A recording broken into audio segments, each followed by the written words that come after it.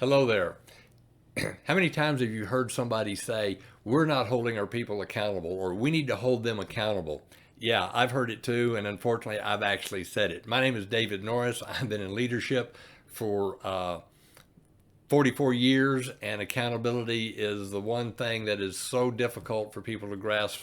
So many people confuse it with responsibility, which is why I'm creating this series of videos based on Sam Silverstein's book, No More Excuses, the 5 accountabilities for personal and organizational growth. This is part 2 of that book. And with the second accountability, Sam calls managing your space.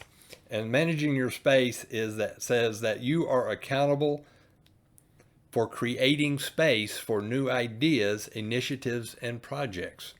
Managing your space, you are accountable for creating space for new ideas, initiatives, and projects.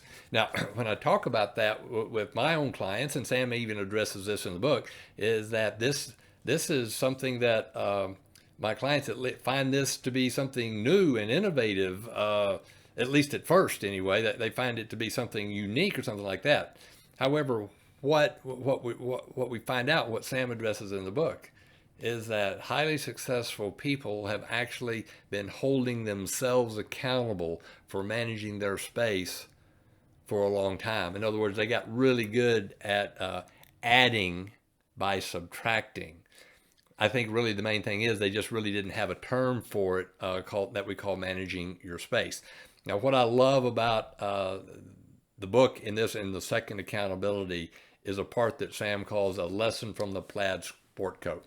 Sam and his family are big snow skiers, and they several years ago on one of their skiing expeditions, Sam talks about how he found the perfect ski jacket for him, and he was really proud of it. And he they finished up their trip, and they got back home, and he went to put that new ski jacket in his closet, only to find that he just didn't have enough space. I mean, there were coats and blazers and jackets and all kinds of stuff in this closet that he had, and to include a plaid sport coat that he hadn't worn for years and years and years. And he didn't have room for the new ski jacket. And so he went through and he sold or donated and gave away and created space for that new ski jacket. And then he talks about how that really looks, and uses an example of Apple Computers and what they did to create space. Apple Computers has had, a stated business objective of theirs all the time, that they would rather make themselves obsolete rather than let the competition do it for them.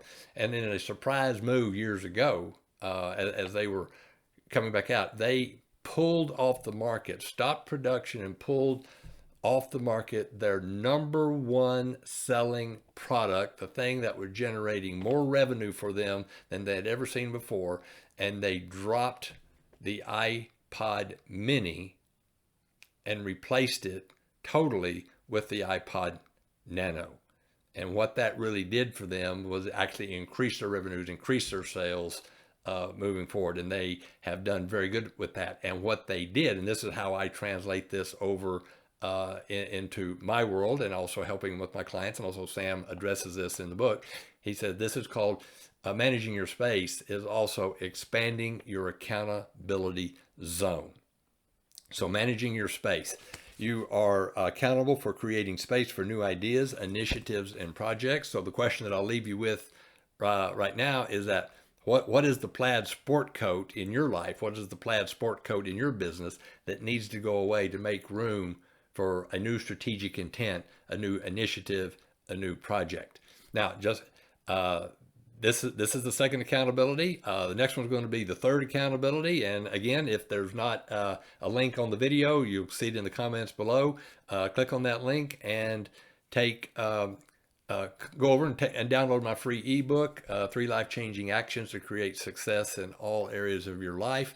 And yes, accountability is one of those. I'll see you on part 3. Live today well.